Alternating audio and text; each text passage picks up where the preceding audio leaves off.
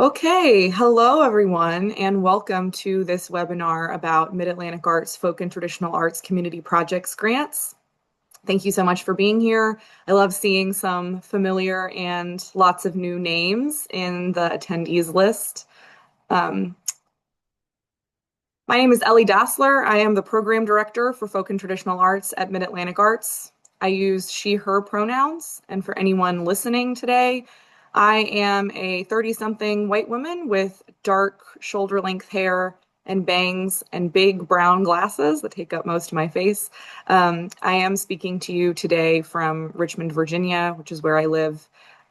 This is the ancestral and contemporary lands of the Powhatan peoples, and we pay our respects to their elders, past, present, and future.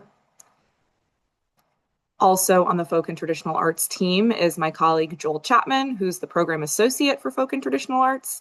He won't actually be with us today, but he is another resource on our team who you can talk to about your application and who can help you out during the application process.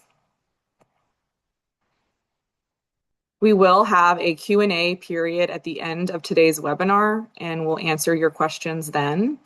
If you'd like to ask a question, you can type it in the Q&A box accessed through the Q&A icon at the bottom of your screen. We also have live captioning. To turn on the captions, click More at the bottom of your screen and select Show Captions. Huge thank you to Jolene, our live captioner. AI Media is the name of her organization, but she is a real person, and we're very grateful to have her help with accessibility today. One more note about the Q&A. You can also use the chat, but with lots of activity in the chat and the Q&A box, there's always a chance I might miss your question, so I recommend you use that Q&A box just to make sure we can get to your question. But you can put those questions in at any time, and I'll work to answer them once we get through the webinar material. So during this webinar, we will go over highlights from the grant program guidelines. You can see the full guidelines on our website as a PDF or as a Word file, which is compatible with screen readers. If you have other questions about accessibility or you want to request an accommodation for this grant program, please get in touch with my colleague Joel. His contact information is there on the screen. And please get in touch with him at least 10 days before the program due date, which is April 30th, 2026, so we have time to arrange the right accommodations for you. Just so you know what we're getting into today, this is our agenda. And before we really dive in, I want to share a bit about Mid-Atlantic Arts for those of you who might not know much about us. So Mid-Atlantic Arts is one of 6 regional arts organizations in the United States. Our member states and jurisdictions include Delaware, the District of Columbia, Maryland, New Jersey, New York, Pennsylvania, Puerto Rico, the U.S. Virgin Islands, Virginia, and West Virginia. We're part of a national arts service ecosystem that includes local arts agencies, state arts agencies, regional arts organizations, that's what we are, and the National Endowment for the Arts at the federal level. We recently completed a new strategic planning process and have a new organization mission to strengthen and serve the arts and culture ecosystem in our region by elevating local voices through accessible resources, programs, and partnerships. You can read more about the new strategic plan, which we're calling Imagine Next, on our website at midatlanticarts.org/news-publications. I encourage y'all to check that out if you haven't already. There's some great information in there about how Mid-Atlantic Arts is going to approach the next few years of our work. So this grant program specifically funds folk and traditional arts activities. So why don't we start there? What are the folk and traditional arts? According to the NEA, folk arts are those elements of culture that community members share, such as common ethnic heritage, cultural morals, language, religion, occupation, or geographic region. These vital artistic traditions are shaped by values and standards of excellence that are passed down from generation to generation, most often within a family or a community, through demonstration, conversation, and practice. Another way to say that is that traditional arts are really any creative practices that are based in and reflective of the knowledge, practices, and creativity of cultural communities. They are often learned by observation rather than in an institutional or an academic setting. And all traditions are deeply connected to their history and the history of their communities, but they are also constantly evolving and adapting to their changing environment. Folk and traditional arts can include craft, material culture, other visual arts, visual cultures, foodways practices, traditional dance, music, and storytelling, and a lot more. We'll look at an example. So this photo on the screen, some folks might look at this and see a mask. This is a Puerto Rican vejigante mask, and that's definitely true. This is certainly an example of folklore in and of itself. But we can also look at the cultural context of this object, and then we would learn that it is specifically a vejigante from La Playa de Ponce on the south side of the island that has its own unique vejigante traditions. We can learn additional things like what it's made from. It's made from a type of paper mache, how to make it, who made it. This one is by a master artisan named Miguel Angel Perez Santiago. What context someone would use it in. This is for parade traditions, the role it plays in someone's identity, and more. And these are all dimensions of what we call folklore, not just the object itself. Folklorists have been wrestling with how to define folklore for over 130 years, and I think that's actually a strength. Like folklore itself, the term is flexible, somewhat inexhaustive, and it's a flexible way to look at the homegrown art forms that we use for expression, communication, and more. So this grant program, why you're all here today, is the Folk and Traditional Arts Community Projects Grants. These grants fund projects that are designed to support the vitality of traditional arts and cultural communities in the Mid-Atlantic Arts region. Specifically projects that engage with folk and traditional artists, practitioners, and culture bearers. Eligible types of projects can include performances and festivals, public art collaborations, workshops, trainings, and other folk arts education programs, exhibits, broadcasts such as radio broadcast or podcast, documentary and archival projects, or the commission and creation of new traditional arts work. For all of these, there must be some publicly accessible component to your project. For some projects, this will be obvious. For example, a performance of traditional dance or music. It has an audience. It's a publicly accessible event. But for other types of projects, that public component may need some more thought. So, for example, if you want to apply to support a fieldwork project or a documentary project, you should be able to explain your plans for that documentary material. So if you do interviews or you film footage, you should include in your application how you'll share that material with your community. This could be as an accessible digital archive. You could plan a documentary film screening event, for example. The interviews you record could be part of a podcast series that's available to stream. There are many options. These are just a few examples of eligible projects that could work for an application to this program. You can always feel free to reach out to Joel or to me if you want to discuss your ideas and confirm whether your project idea would be eligible. We especially love seeing projects that engage communities with limited access to meaningful arts experiences or historically limited access to meaningful arts experiences. So Folk and Traditional Arts Community Projects grants are for organizations.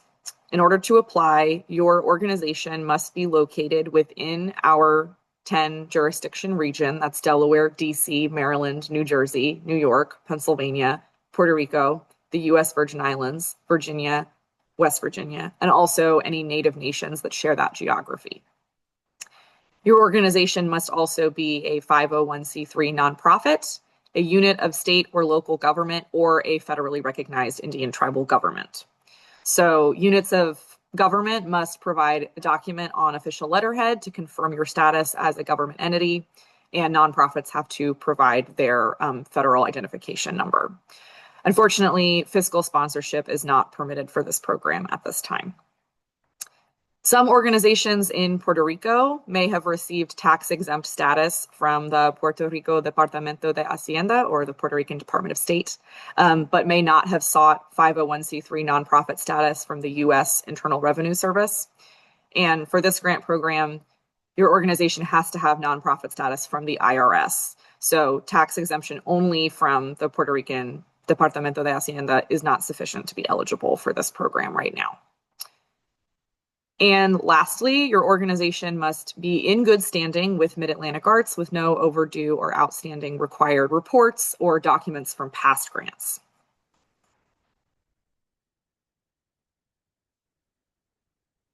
So you can request between $1,000 and $5,000 in grant funding through this program.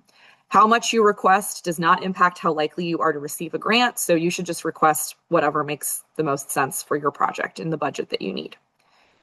Some of you will recognize that the maximum grant request this year is different than last year and other past years. You used to be able to request up to $7,000, and this year we've brought it down to $5,000.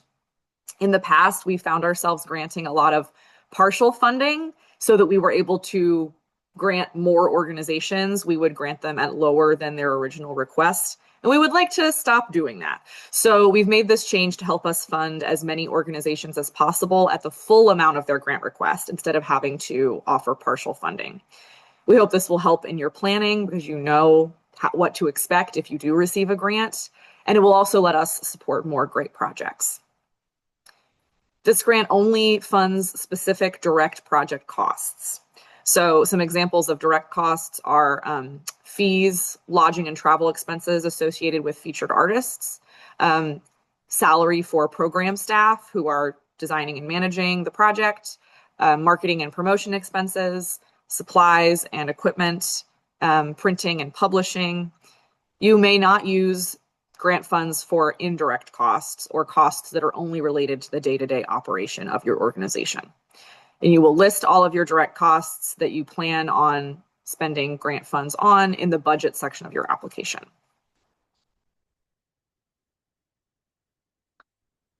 It's also important to note that these grants must be matched on a one-to-one basis.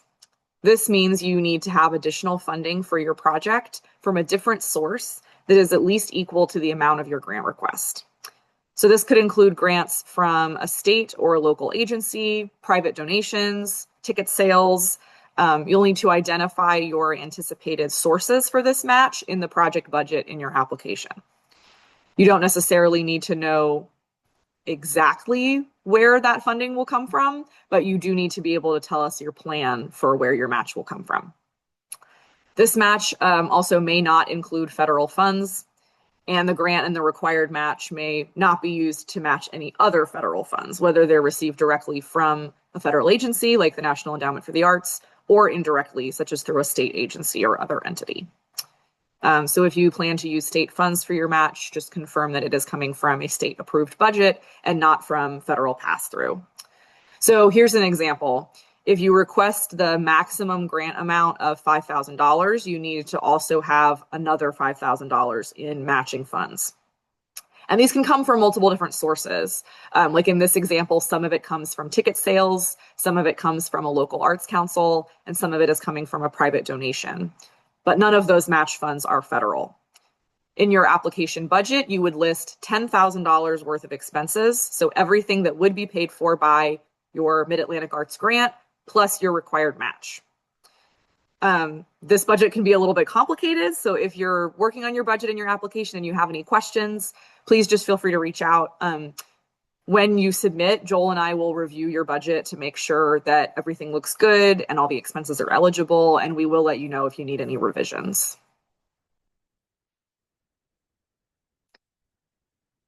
So to access the application itself, you will visit midatlanticarts.smartsimple.com. SmartSimple is the name of the grant platform that we use to collect applications and award grants. If you've applied for a grant for Mid-Atlantic before, you'll log in using your existing SmartSimple account. If you've never submitted a grant to us before, you'll need to create an account by clicking on that purple register button at the bottom of the login screen. You'll select the applicant type that fits you, such as registered nonprofit organization or U.S. state and local government. And then you'll fill out some basic information and submit your registration. You'll then receive an email with a link to create a new password and verify your account. This email to verify your account will come from noreply@smartsimple.com, and it might go to your spam folder, so keep an eye out, check your spam if you don't see it within a few minutes. Once you log in, you'll see your Smart Simple dashboard. It looks like that top photo with all the little purple icons.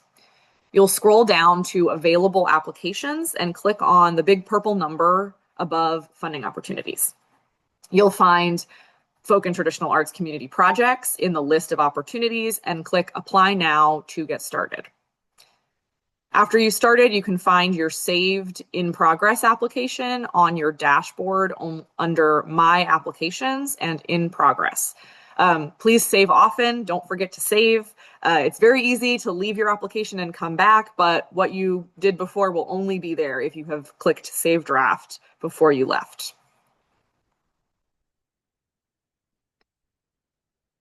You'll see that the application includes several different sections. Your applicant information, that's basic information about your organization and how to contact you. The project details, such as the dates and the type of project you're working on. The project narrative, you can preview the full narrative questions in the guidelines on our website. Work samples, and your budget. While you're completing this application, please keep in mind that our panelists, who I'll talk about a bit more in a minute, only spend about 15 to 20 minutes reviewing each application. So make sure that you answer all of the narrative questions as concisely as possible and be selective about the work samples that you choose. I recommend limiting yourself to 3 to 4 really strong work samples that complement your narrative and will help the panelists get to know you, get to know your organization, the artists you'll work with on the project. For those work samples, you can submit audio, video, images, or documents as work samples. Video and audio samples must be available online somewhere like YouTube, Vimeo, or SoundCloud, and you'll share a URL for the panelists to access it. Images and documents you can upload directly to Smart Simple, and the panelists will download them. You can see all of the work sample requirements and some tips in the guidelines, and you can always feel free to reach out to us if you want to brainstorm about what kinds of work samples you should share or have questions about making sure that the panelists can actually access your work samples.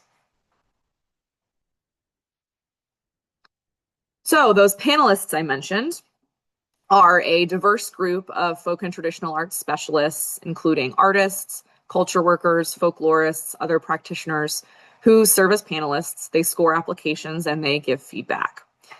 Mid-Atlantic Arts staff, including Joel and me, do not directly make decisions about who receives grants. And we like it that way because it lets us advise you about your applications without it being a conflict of interest. The panelists will score the applications based on these 5 criteria. Each is worth 20 points for a maximum score of 100. The first is the traditional art form. This criterion shows that the project's traditional art form is important and relevant to the community that it engages. Project personnel shows that the staff and the featured artists are experienced and appropriate for the project, and that appropriateness can be defined by the community, the audiences, outside recognition, or some combination of those factors. The community collaboration criterion should show that the project centers collaboration with the community and the featured artists at all stages, including the project design, execution, and evaluation. Inclusion and accessibility. The project should show that it thoughtfully serves and reaches artists and communities, including those whose opportunities to experience the arts may be limited by factors such as geography, economics, race and ethnicity, disability, or other factors. And very importantly, that the project defines a clear path for accessibility accommodations. And lastly, evaluation. The projects should show a clear plan for defining and measuring the success of the project. So how you define success and how you will measure success for your organization. Again, you can read these complete review criteria in the guidelines on our website. And please reach out if you have questions about how to make sure your application addresses all of these criteria.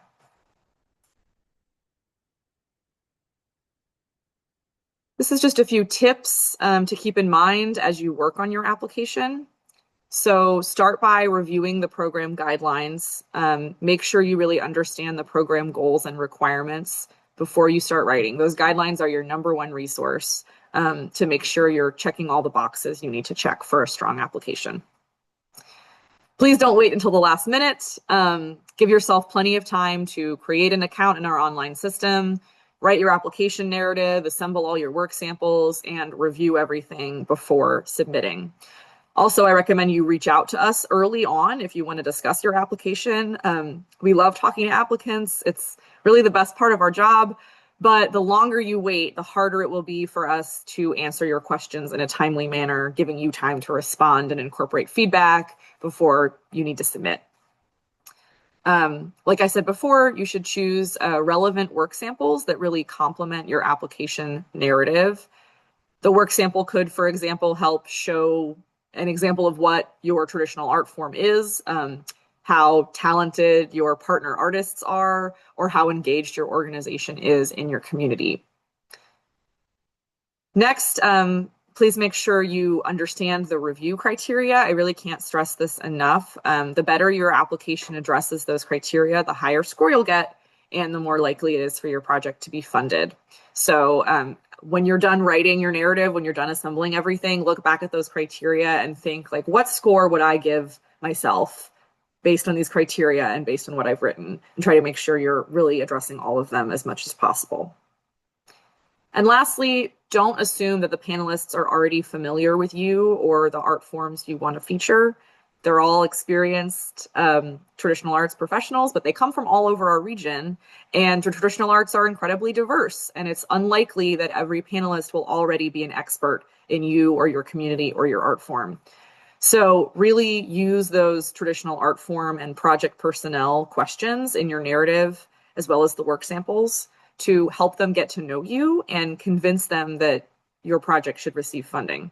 Pretend that you're meeting them for the first time and just assume that they are unfamiliar with your work up until this point. So let's say it's April 30th. You've just submitted the greatest grant application of all time.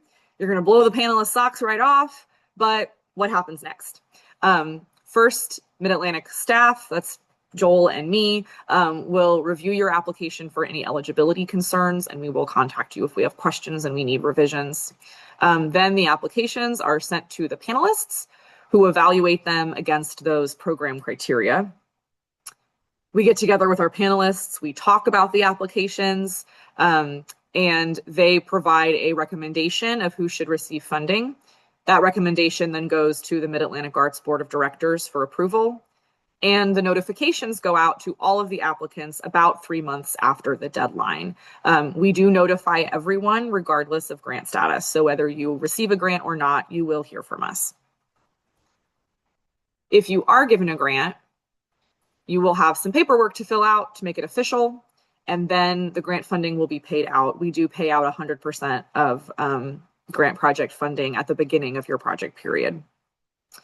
After your project is over, you will complete a final report telling us how it went and sharing your final budget. You can find that report in Smart Simple, the same place that you completed your application, and it will be due 30 days after your project ends. You can preview the questions for the final report also on our website if you want to prepare for what you'll have to answer before you even know whether you receive a grant. These are some important dates to remember. So all applications are due April 30th, 2026 by midnight Eastern time. That should say 11:59 p.m. Eastern, not 11:50. You do have those 10 minutes, but you only have until midnight.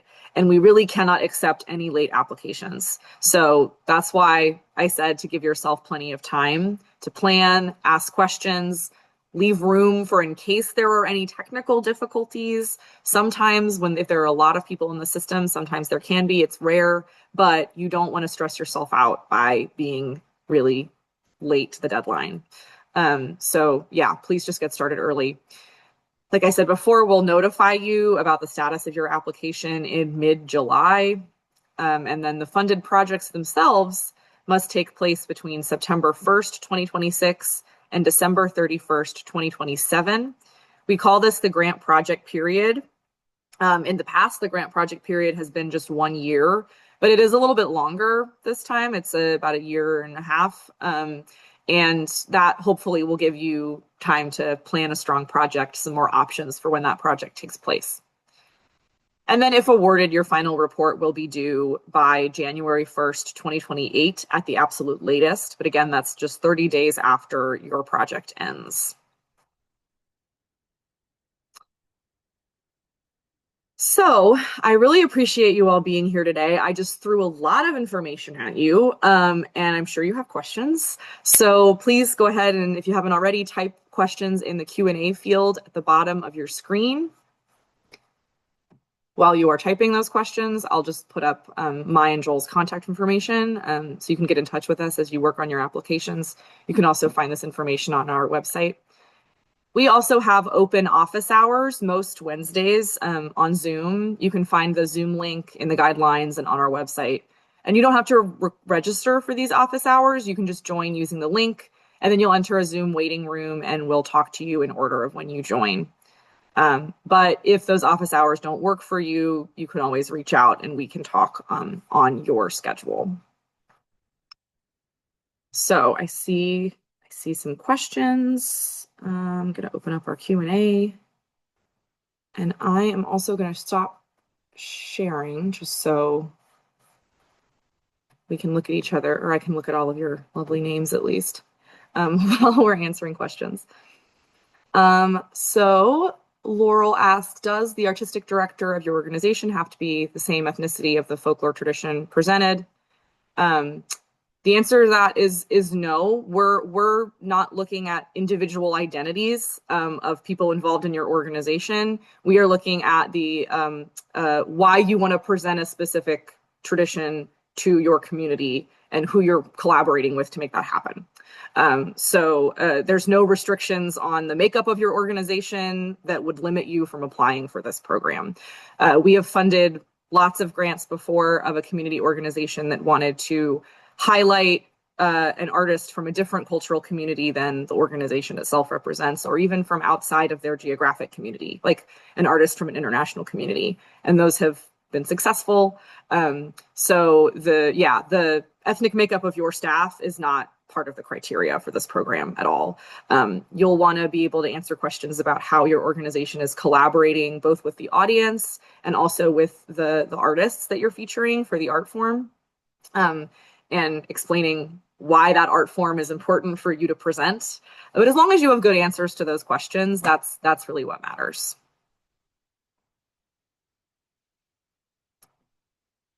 Jessica says, I understand we cannot be funded by both this and the Mid-Atlantic Presenters Initiatives grant.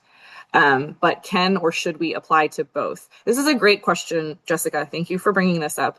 There is a new program available to presenters within the Mid-Atlantic Arts region this year. It is called the Mid-Atlantic Presenters Initiatives. It's managed by my colleague, Sarah Lewis, primarily. It's another great program for presenting organizations interested in touring, presenting artists who are touring. You cannot apply to that program and this program in the same year. So before you apply, you will have to choose which one of them fits your organization's needs better. And I'm happy to have a conversation one-on-one with anyone who wants to talk through what's going to match better. The MAPI, or Mid-Atlantic Presenters Initiative grant, is more focused on paying specifically for artist fees. So if most of the funds that you are interested in asking for are related to artist fees or artist expenses, that might be a good fit. Or of course, if the artist you're trying to engage with is not necessarily a traditional artist, then MIPI is the right place for you to go. If you're looking to cover other kinds of direct expenses beyond artist fees, you want a little bit more flexibility, and you're working with folk and traditional arts, then folk and traditional arts community projects is probably the best grant for you. But they do have some other similarities. So I encourage you to take a look at both guidelines. Again, reach out if you want to talk through which one is going to be best for you, but you are only able to apply for one of the two of them. You have to choose before applying which one you want to go for. Are matches allowed from the New York City Department of Cultural Affairs? Michelle asks. Yes, typically those funds are totally fine. I would recommend checking with your program officer at the New York City Department of Cultural Affairs about the sources of those funds, just to make sure that they're not federal, but typically that's not a problem and wouldn't be a red flag for us. Tamara asks how many grants will be awarded. So that depends a little bit on how many requests that we get. So we know we have about $150,000 to award this year. Depending on how much each applicant asks for, that could be up to 30 grants of $5,000 each. It could be a little bit more than that if folks ask for smaller grant amounts, but probably around 30 grants we'll give out this cycle. Great question.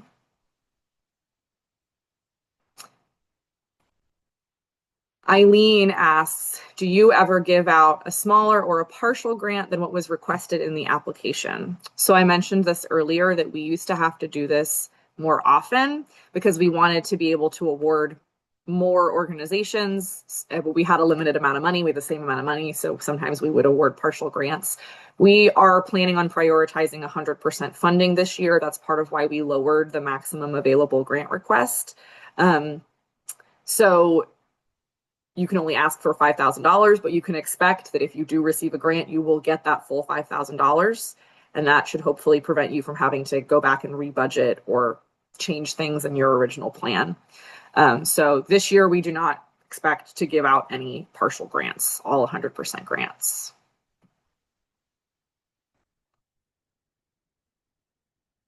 This attendee asks, how specific do you have to be with your expenditures, i.e. for every staff and vendor, or more general, like marketing? So you can see when you log in and look at our application what the budget form looks like. It's pretty simple. It has some like line items filled in already, including like artist fees, project staff, marketing expenses. And for those lines, you can just put the amount that you intend to include underneath that marketing line item. If there are other things that are not part of those pre-filled line items, there are also like other expenses where you can fill in what those things are. And then there's also a box at the bottom where you can provide more details if you want to break out any of those line items into more specific things.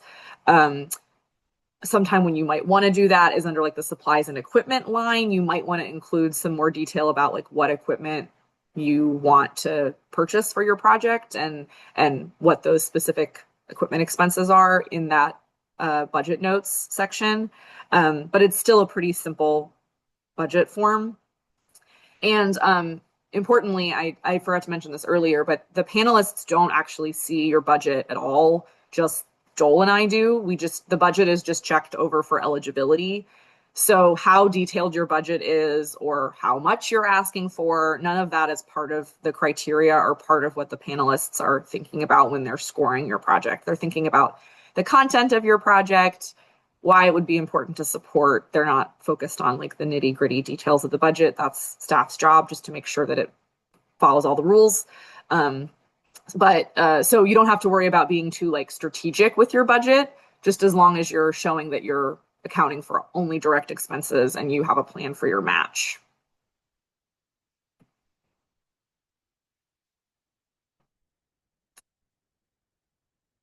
Kara asks, should this be an entirely new project or can it be a continuation of a project with some history? For example, can it support a festival that's been running for several years? This is a great project, or a great question, excuse me. Also, it sounds like a great project. We love funding festivals. Yes, it can be a project for or an application for a project that has some existing history, something that has been going on year over year. You should be able to explain, though, what a community project grant would add to a pre-existing project. So, what you have not been able to or would not be able to achieve without the funding, essentially. Um, so, that could be you want to include another traditional artist, more traditional artists than you've been able to feature before. It could be you want to really increase your accessibility accommodations and make that festival more accessible to more community members, or you want to make it more affordable for attendees if it's a paid event.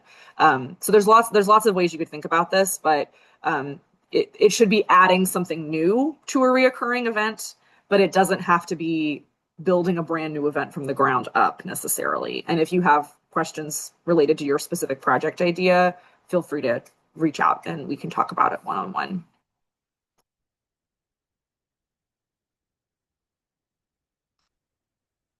This person asks, do you award grants from applicants in the same area or territory? Which I think means like, will there be only one grant in like the state of Virginia, for example? And the answer is yes, we do award more than one grant from each state or area. There's no quotas for this program in terms of who gets funding from what states. Of course, we love to be able to fund as many of our states and jurisdictions as possible, but that's not part of the criteria. You're judged against everyone in the region who's applying. Your chances of getting a grant are not higher or lower based on what state or jurisdiction you live in. It's just based on how well you score relative to others throughout the entire region. So you could be the only grantee in your jurisdiction, or there could be, like 6 other grantees, depending on where you are and just how many high scoring applications we get from different parts of the region. It's not actually like part of the criteria. That's a good question because for some of our other grants last year, this was the case, but for this program, it's not. Kenzie asks, we're planning a series of free concerts in rural West Virginia that feature Appalachian music of all genres. Would this qualify for funding? Great question, Kenzie. It sounds like yes, it definitely would. I would love to hear some more about the different genres of Appalachian music you're planning on including. Also, because you're in West Virginia, I recommend you also check out our Central Appalachia Living Traditions Experiences Grants program. You can find the guidelines for that on our website. This is a similar program to community projects, but is specifically focused on work in Appalachian, Virginia, West Virginia, and Ohio. So not everyone is eligible for that program. You have to live within the Central Appalachian region within our region. But if you're in West Virginia, you could be eligible for that program too. So Kenzie, I recommend you check out both programs and reach out if you want to talk about which one of those would better fit your needs. But yes, generally speaking, a concert or a series of concerts that feature traditional music is a great fit for this project, this program.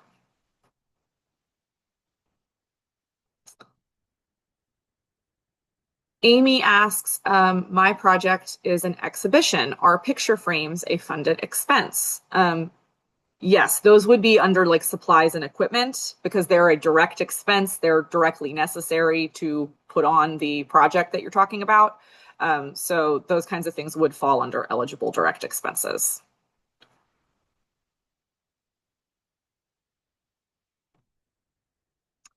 Jamie asks, is there any demerit against featuring folk and traditional arts that are not from the US, such as a performance of Japanese folk songs played on traditional instrumentation? No demerit there at all. We have funded through this program projects that feature traditional arts from all around the world, both with international artists and also with immigrant artists or descendant artists who live in the United States and practice art forms from all around the globe. Again, you should be able to explain why you want to feature this traditional art form, why it's important for your community. But we love to see applications that feature art forms that maybe audiences in the United States don't have a lot of opportunities to learn about. So it does not have to be only also, traditions are very complicated and come from all over the place. So yeah, international traditions are welcome. Descendant traditions are welcome. Lots of options there.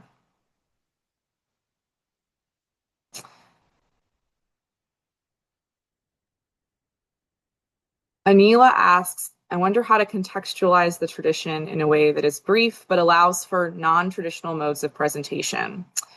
Given that the tradition itself crosses from performative to visual art, music, and stage and has global tangents, I guess the challenge is in the grant description. So if I'm understanding this correctly, are you wanting to, and I think for this one, I recommend we talk one-on-one and you reach out and set up a meeting. But we have funded before successfully projects that feature a traditional art form, but they're doing so in a multimedia way or a new way, or like a cross genre kind of way.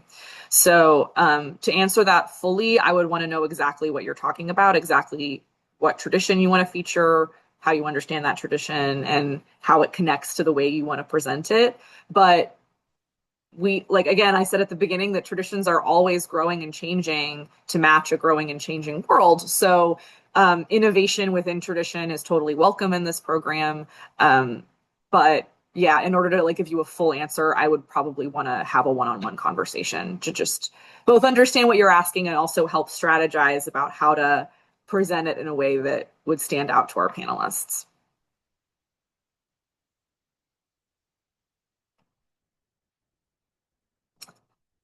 So Cheryl asks if we request $5,000 and are awarded the grant, but are only able to raise $3,500, so less than the one-to-one match. Is the $5,000 grant reduced? The short answer is yes, you are required to have raised the full match by the end of your grant period.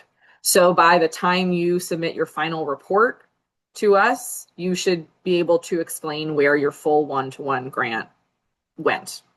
One-to-one match went. Your budget has to be at least twice your grant amount. Your expenses and income have to be at least twice your grant amount. If you're not able to do that, that would be a question for us to talk through with our grants team and with you. So if you have specific concerns as you're working on your project, it's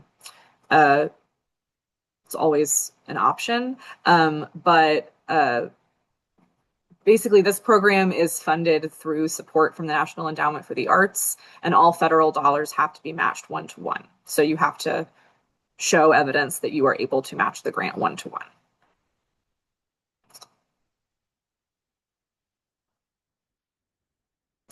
This person asks if there's an individual folk and traditional grant or for organizations. This particular program is only for organizations to apply. So individual artists can be featured partners in an application. So if you're an individual artist and you are, let's say, working with an organization to present a workshop at a local community center or something, the local community center would need to be the one who actually applied for funding. They would be the grantee if they received funding, but then they could pay you via artist fees to be a featured artist on the project. This year, we don't have an individual project grant that's open to the entire region. That is something that we really hope to be able to offer in the future, and we're working towards being able to offer. We do have an individual artist project grant under Central Appalachia Living Traditions Experiences if you live within the eligible Central Appalachian counties in Virginia, West Virginia, and Ohio. If you live elsewhere in our region, again, artists can benefit from this grant program by working with an applying organization to be a featured practitioner on a community project. But the applicant, the grantee themselves, needs to be a nonprofit or government entity organization.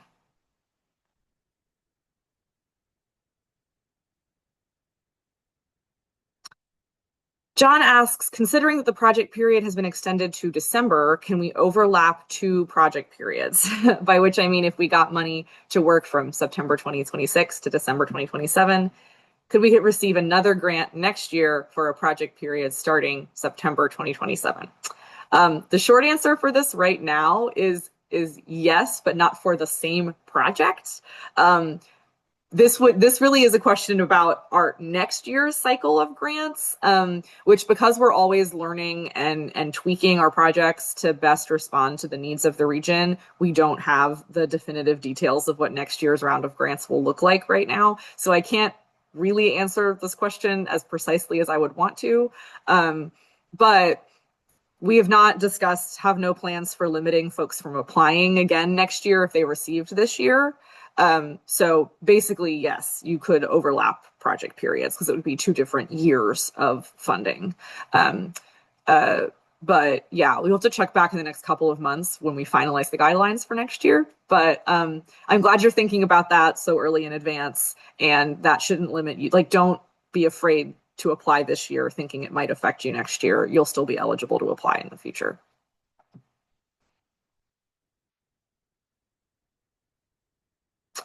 Anila also asks, is it problematic to have a project that is grounded in one tradition but reaches out to another tradition in the community? Not problematic. That sounds wonderful. We love funding cross-cultural programs. Again, especially because that community collaboration piece is so important for the goals and criteria of this program. Being able to talk about really meaningful collaborations across cultural communities could be a great way for your application to stand out.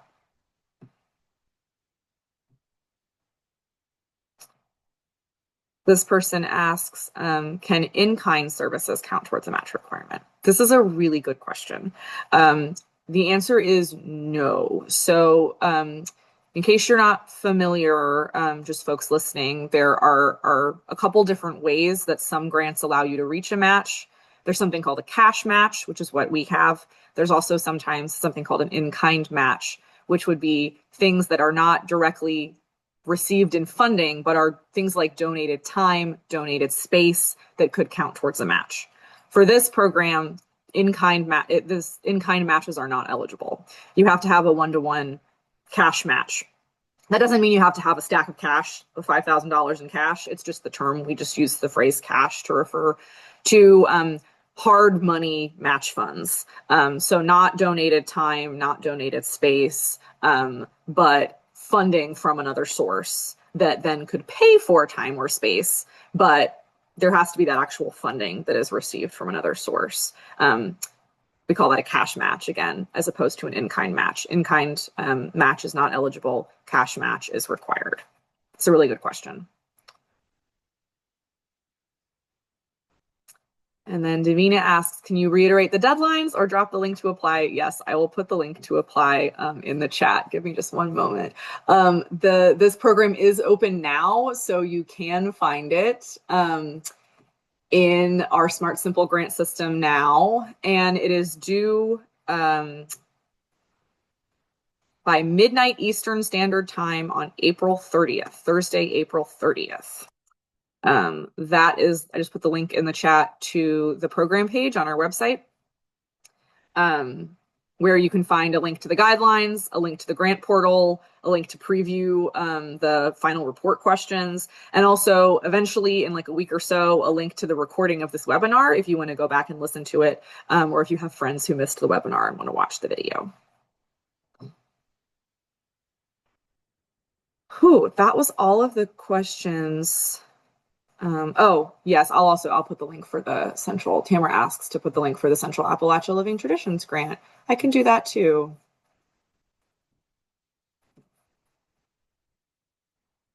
Again, this one is only for folks who live in Appalachian Regional Commission counties in Virginia, West Virginia, or Ohio. So the eligibility for that program is limited, but it is similar to folk and traditional arts community projects. And if you live within those eligible counties, I encourage you to look at both programs. I'm just going to look really quickly to see that I didn't miss anything that was in the chat instead of the Q&A. I don't think I see anything.